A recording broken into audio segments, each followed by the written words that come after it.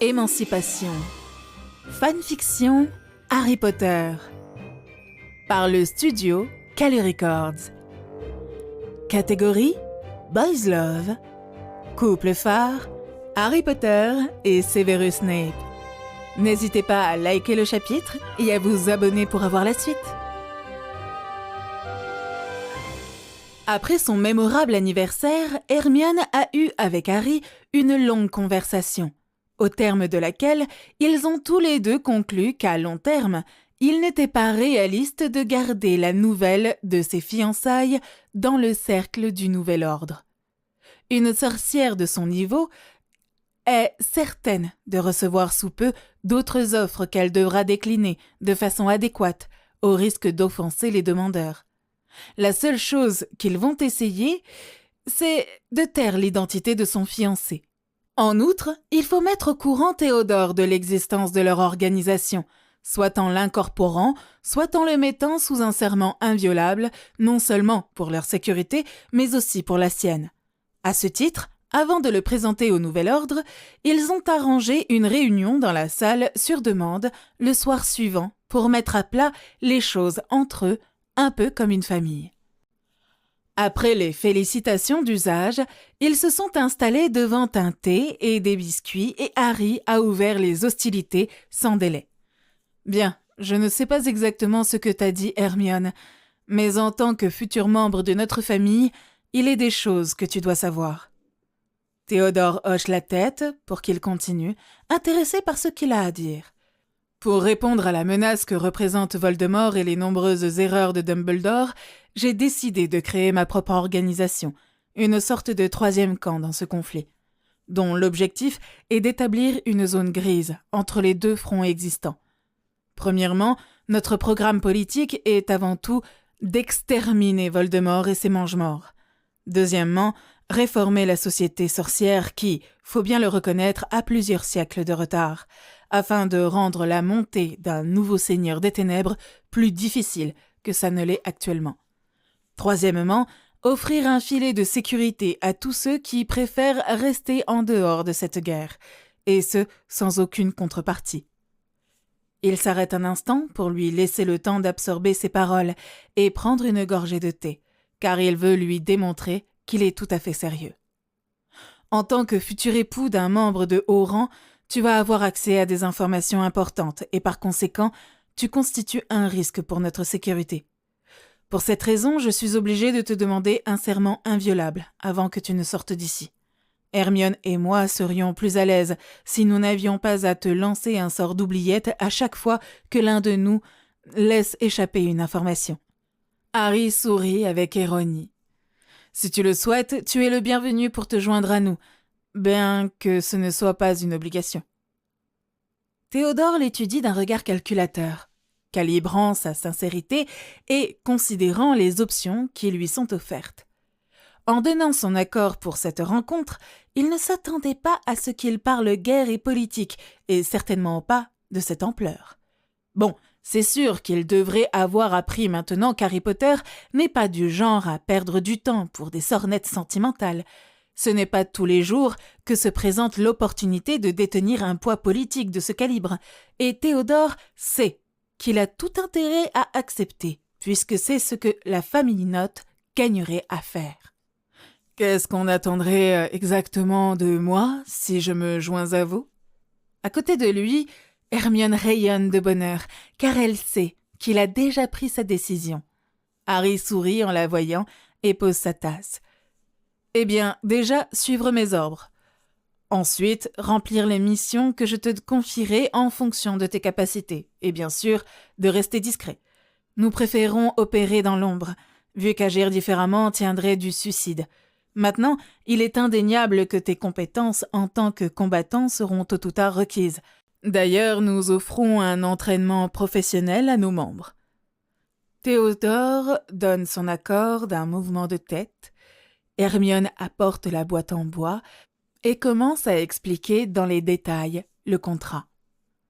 Harry est soulagé.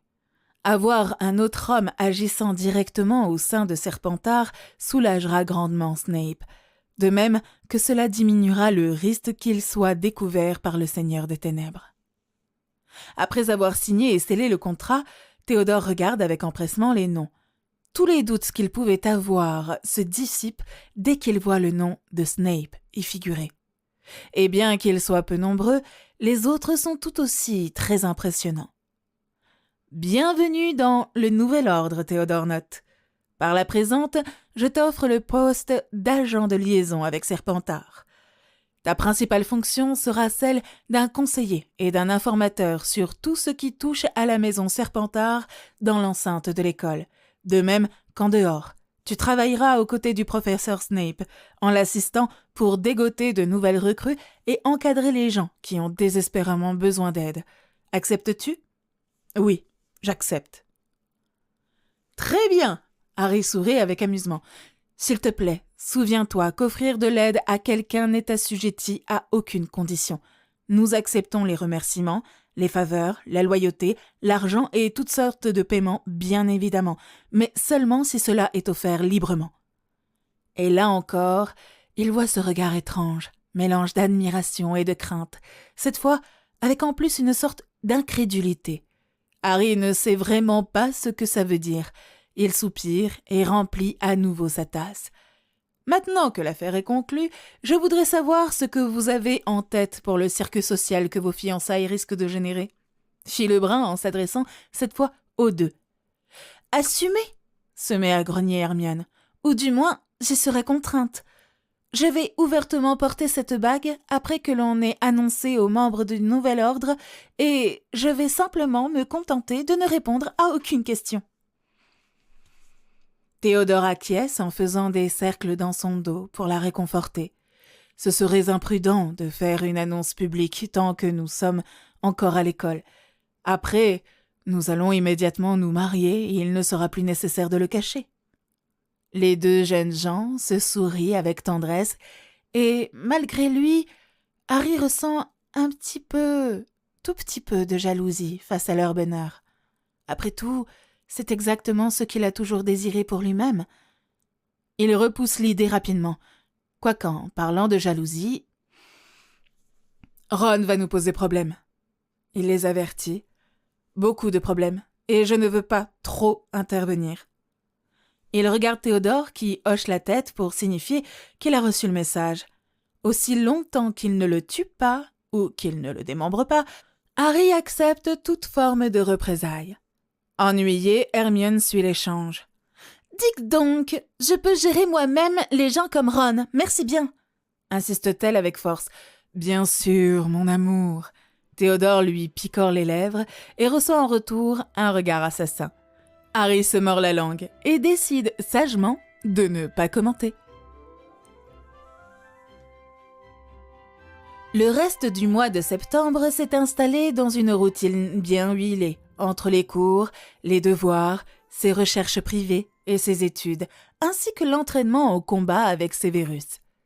Désormais, Harry l'appelle dans sa tête par son prénom, compte tenu que ces moments d'intimité solitaire au nom de Snape lui semblaient bizarres. À chaque fois, leur entrevue privée le laisse incroyablement lessivé et tout aussi frustré. Pas au niveau des progrès, bien entendu, mais plutôt au niveau de la tension entre eux, qui est tellement présente qu'elle est presque palpable. Harry est bien conscient que Severus est au courant de ses sentiments, qu'il lui porte, et donc très encouragé par le fait qu'il soit toujours en vie, et en un seul morceau.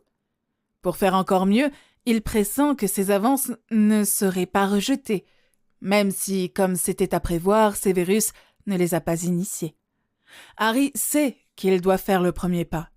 Il le veut plus que tout, mais il est simplement effrayé. Franchement, regarde les faits en face. Severus est plus vieux et sans doute plus expérimenté, et tu viens juste de commencer à lire les livres que Madame Ponnefraîche t'a recommandés. Tu vas juste te rendre ridicule jusqu'à la moelle. Défaitiste, il soupire et ferme les yeux pour prendre soin de son petit problème matinal dans la douche du dortoir, tandis que l'eau chaude cascade sur ses épaules. Pour le moment, sa main fera l'affaire.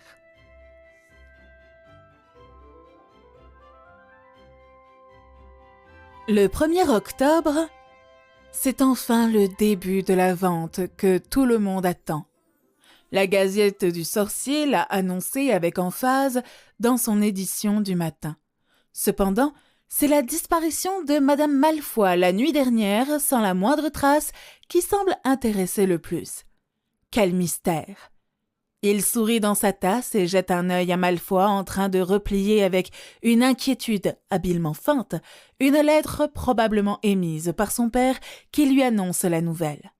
Pour des raisons évidentes, il n'est pas question de l'informer de sa localisation. L'important est qu'elle soit sauve et bien installée. Du moins aussi longtemps qu'elle ne fait pas de vagues. Le reste ne le concerne pas, et c'est ce qu'il lui a dit. Bien qu'il ait ajouté qu'ils pourront communiquer par courrier autant qu'ils le voudront. Il continue à boire et laisse son regard errer à loisir dans la grande salle.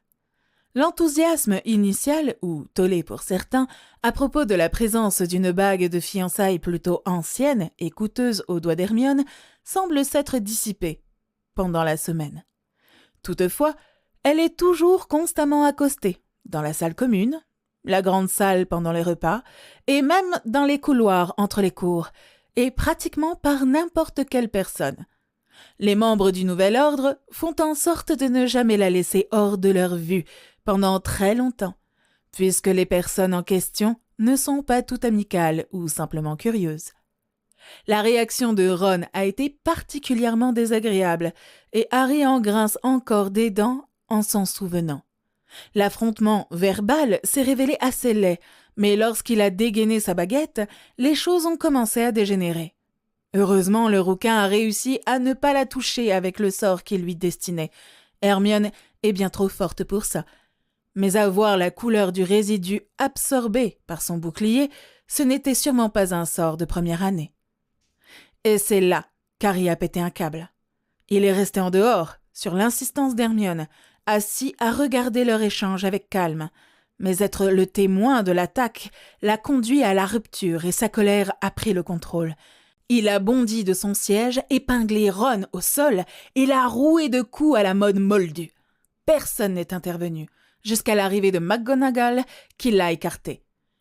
Gryffondor a perdu 100 de points ce soir-là, et il s'est pris 15 jours de colle. Ron aussi, ainsi qu'une beuglante de la part de Madame Weasley le matin suivant. Apparemment, Ginny n'a pas perdu de temps pour l'informer. Les oreilles d'Harry ont sonné pendant des heures après. Au moins, ça n'a pas diminué son sentiment d'intense satisfaction. À partir de ce jour, Ron s'est évertué à les éviter, ce qui les arrange bien.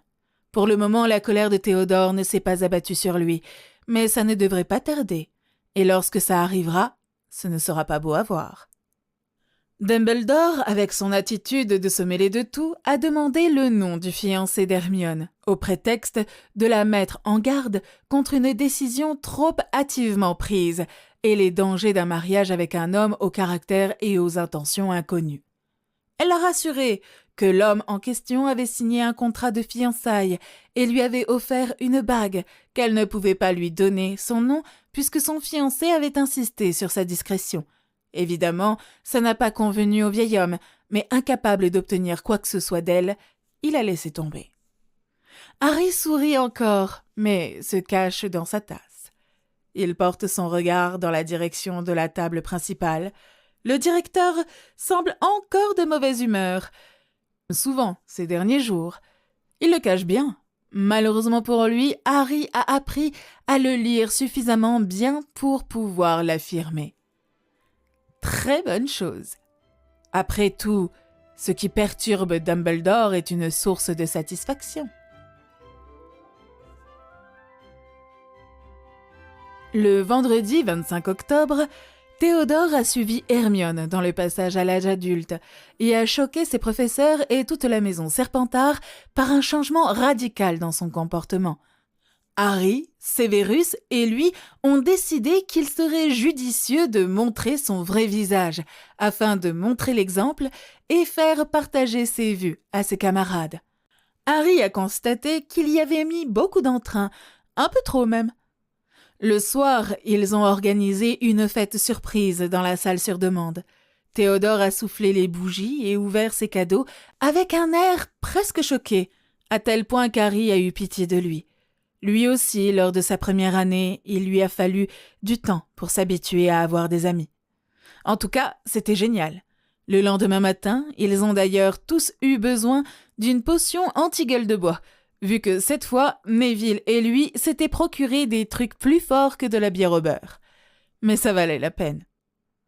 Ils se sont livrés à une partie de poker où, comme on pouvait s'y attendre, Luna les a dépouillés jusqu'à l'os.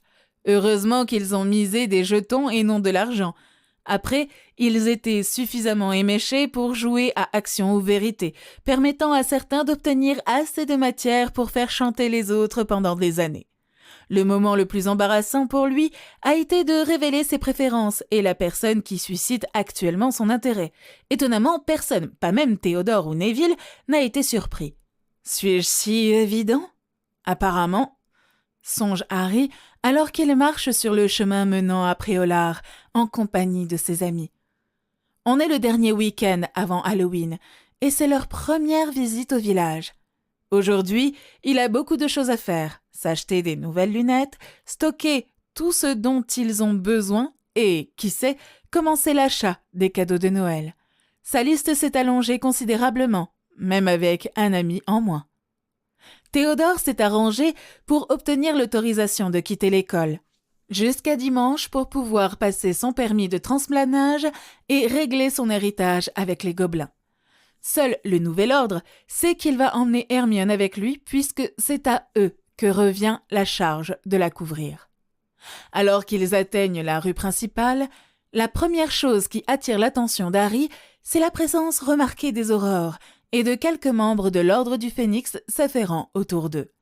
Après sa visite chez l'opticien, où il a opté pour des montures rectangulaires en métal gris qu'il a immédiatement mises, Harry et les autres se séparent pour faire leurs propres courses, se mettant d'accord pour se retrouver aux 3 balais pour le déjeuner. Comme convenu, Hermione les quitte discrètement. Ginny et lui se promènent dans les boutiques, sans but précis, regardant de ci de là, leurs bourses s'allégeant alors que le nombre de leurs achats rétrécis dans leurs robes augmente. Pourtant, Harry ne trouve rien à offrir à Severus. Ginny lui a suggéré un livre ou des ingrédients rares à potions, mais il n'a pas su s'il s'agissait d'une blague ou pas. En tous les cas, c'est trop ordinaire à son goût, surtout qu'il aimerait lui donner quelque chose de plus personnel. Le hic, c'est qu'il ne connaît pas l'homme aussi bien que ça. Abandonnant pour le moment, Harry s'appuie sur le comptoir d'un vieux magasin poussiéreux en attendant que Ginny finissent de choisir entre plusieurs coffrets. Ils jettent un œil par la fenêtre, à l'extérieur du restaurant huppé le Niort, où les élèves n'ont pas l'habitude de manger pendant leur week-end de sortie. Un attroupement s'est rassemblé, composé de journalistes et de passants. Incapable de réprimer sa curiosité, il appelle Ginny et il s'aventure à l'extérieur pour enquêter. D'où il est, il discerne un podium érigé juste à côté de l'entrée et occupé par une délégation d'Aurore et des membres du ministère. Ils se joignent à la troupe principale et se positionnent à l'extrême gauche, près du mur du bâtiment, mais aussi plus proche du podium que la plupart des gens. La raison de cette réunion est révélée dès que le nouveau ministre de la Magie sort de l'établissement pour faire son apparition sur le podium, ainsi qu'un discours sur l'état actuel de la politique. Harry trouve que Scrimgeour est de taille impressionnante. Il irradie force et confiance malgré une claudication visible. En revanche, son assurance politique reste encore à déterminer. Après un discours étonnamment court, les reporters sont autorisés à poser des questions. Harry suit l'échange pendant un moment, jusqu'à en avoir marre. Il est sur le point de tourner les talons, ayant à l'esprit de déjeuner, lorsqu'il est repéré. « Monsieur Potter! Monsieur Potter !» Ébloui par les flashs des appareils photo, il réussit à placarder un sourire sur son visage. Merci Merlin, il a eu le temps de changer ses lunettes. Les journalistes crient toutes sortes de questions dans sa direction, les voix des uns couvrant celles des autres, jusqu'à ce que le nouveau ministre les rappelle à l'ordre et invite Harry sur la scène.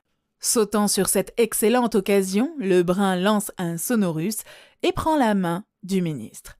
« Merci, monsieur le ministre. » Il sourit gentiment en adoptant un ton formel. « Puis-je vous féliciter pour votre élection triomphale?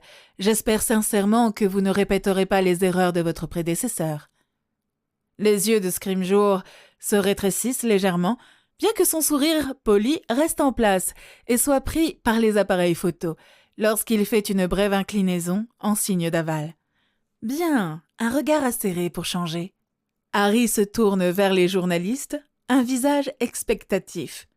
Aussitôt, leurs mains se lèvent en l'air, criant pour attirer son attention.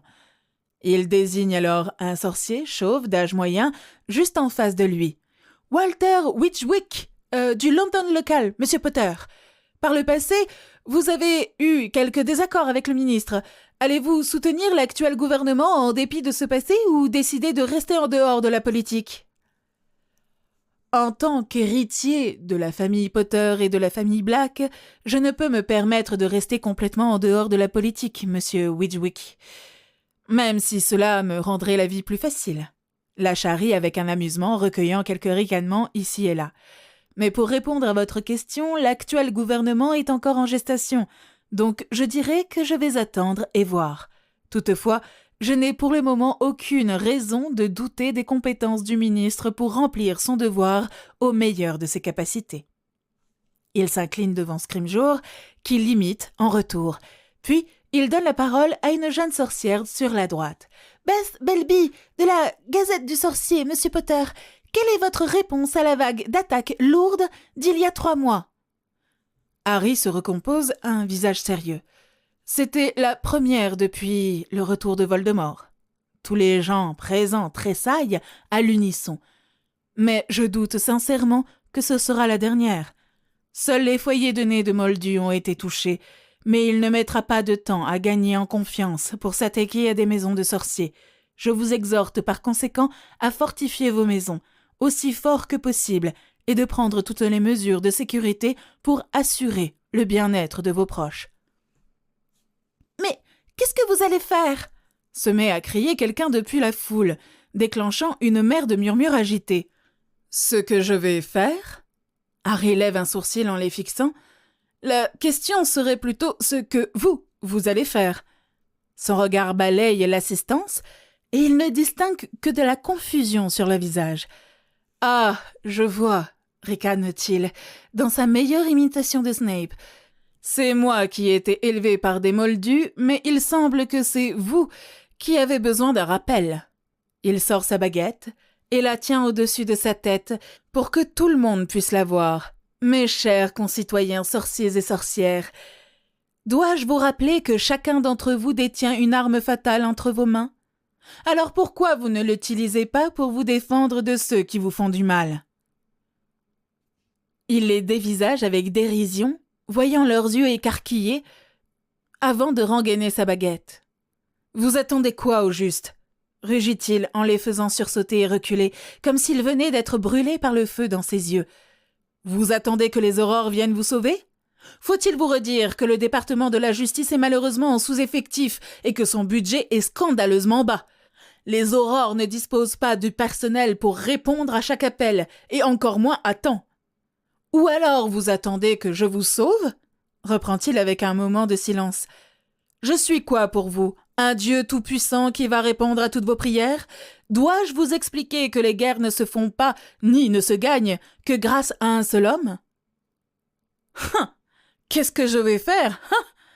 Crache-t-il encore. Je pense avoir été clair à propos de ce que je vais faire. Je vais me battre.